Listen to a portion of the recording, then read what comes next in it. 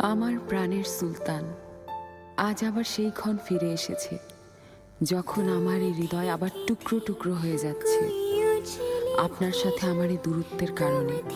হে আমার আল্লাহ, তুমি আমার একমাত্র মুক্তির স্থান, আমার খুশি, আমার জীবন, আমার সুলতান।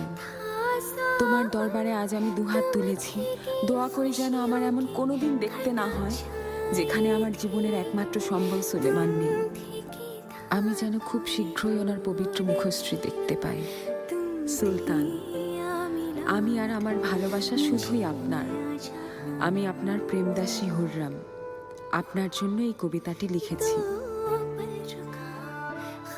প্রভাতের বাতাসে বিরহের সুর যেন ভেসে আসে। পাপিয়ার গান ছাড়া গোলাপ কি করে হাসে। দুটি হৃদয়ের বিচ্ছেদ বেদন দেয় যন্ত্রণা অবিরল। কারো সাথে ভাগ করা যায় না এ বিরহ প্রবল। আমার হৃদয় ছিন্ন ভিন্ন হয় তীক্ষ্ণ আঘাতে। বিরহে কাতর এ দাসী আপনার স্মরণে কাঁদে।